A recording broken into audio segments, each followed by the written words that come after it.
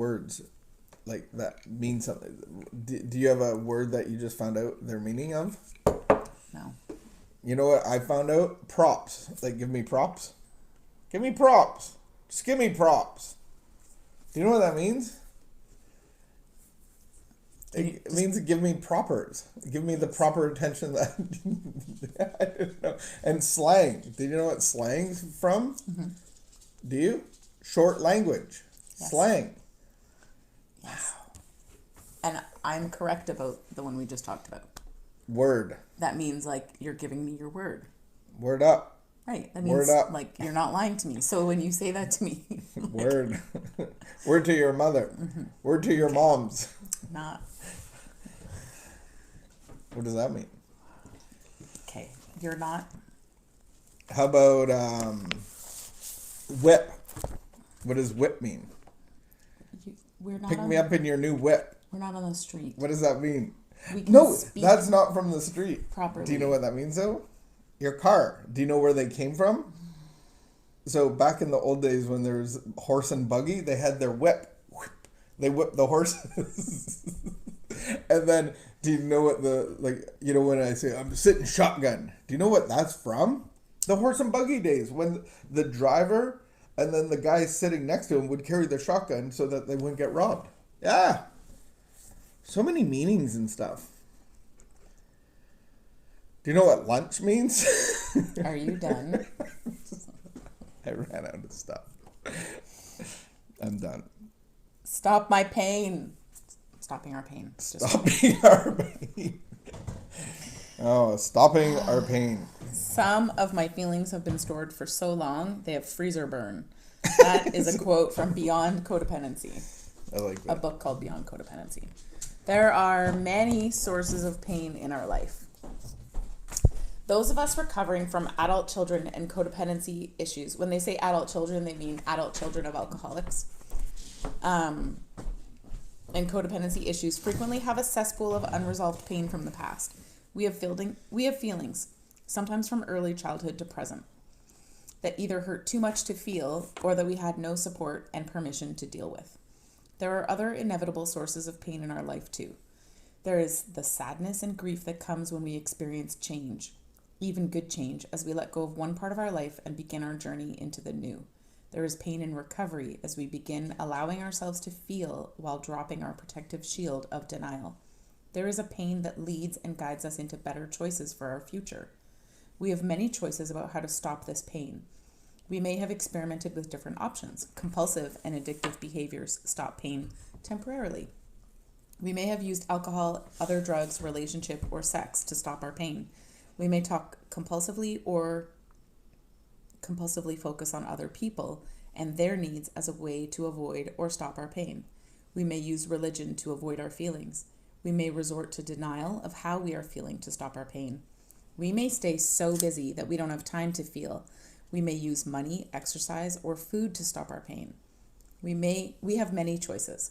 To survive, we may have used some of these options only to find that they are band-aids, temporary pain relievers that did not solve the problem. They did not really stop our pain, they postponed it. In recovery, there is a better choice about how we may stop our pain. We can face it and feel it. When we are ready, with our higher power's help, we can summon the courage to feel the pain, let it go, and let the pain move us forward into a new decision, a better life. We can stop the behaviors we are doing that cause pain if that's appropriate. We can make a decision to remove ourselves from situations that cause repeated similar pain. We can learn the lesson our pain is trying to teach us. If we are being pelleted by pain, there is a lesson. Trust that idea. Something is being worked out in us. The answer will not come from addictive or other compulsive behaviors. We will receive the answer when we feel our feelings. It takes courage to be willing to stand still and feel what we must feel. Sometimes we have what seems like endless layers of pain inside of us. Pain hurts. Grief hurts. Sadness hurts. It does not feel good, but neither does denying what is already there. Neither does living a lifetime with old and new pockets of pain packed, stored, and stacked within. It will only hurt for a while, no longer than necessary to heal us. We can trust that if we must feel pain, it is a part of healing and it is good. we can become willing to surrender to and accept the inevitable painful feelings that are a good part of recovery. Go with the flow, even when the flow takes us through uncomfortable feelings. Release, freedom, healing, and good feelings are on the other side. Today, I am open and willing to feel what I need to feel. I am willing to stop my compulsive behaviors. I am willing to let go of my denial. I am willing to feel what I need to feel to be healed, healthy, and whole. Amen. Healed, healthy, and whole. That's a good one. Mm-hmm.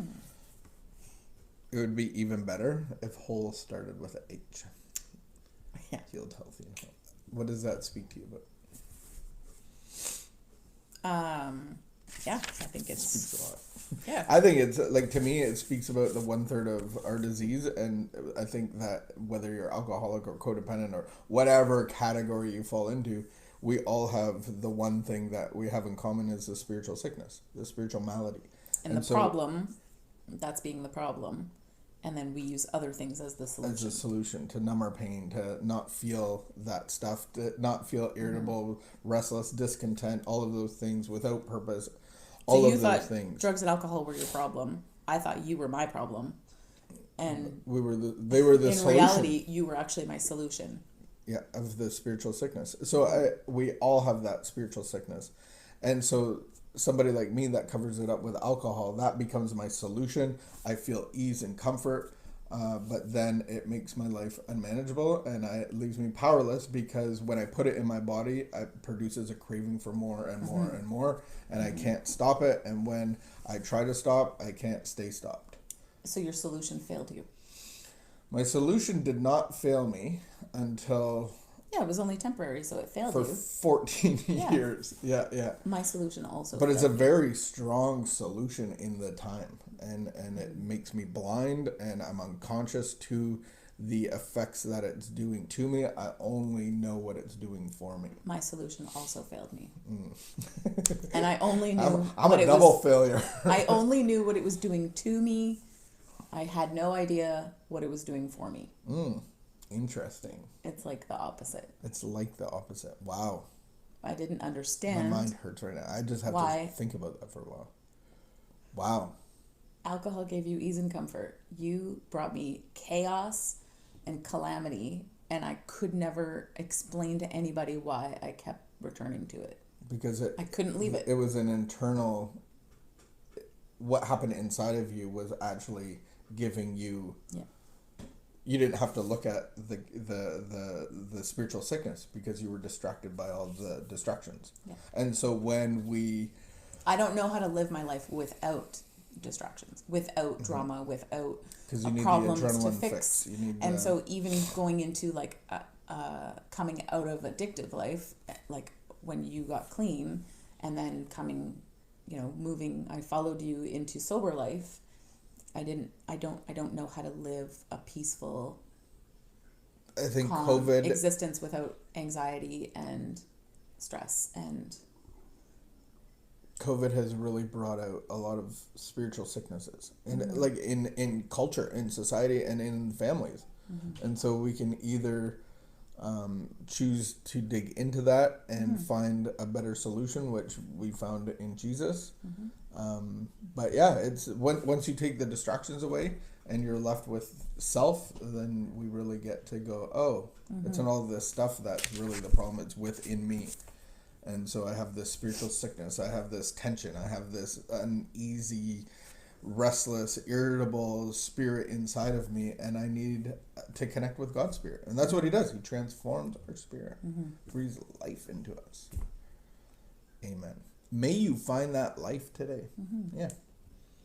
And if you're on the process of really understanding the spiritual sickness, let us know what you're doing on the journey, how you're doing it, and who you're doing it with, and what's been helping you, spiritual practices or principles that you're implementing in your life, and just share your journey with us if you feel. And if you comment, then you get entered in the draw for the Fun Day Monday prize. Fun Day Monday. Yeah. All right. We'll see you. Have a great afternoon, and we will see you Wednesday.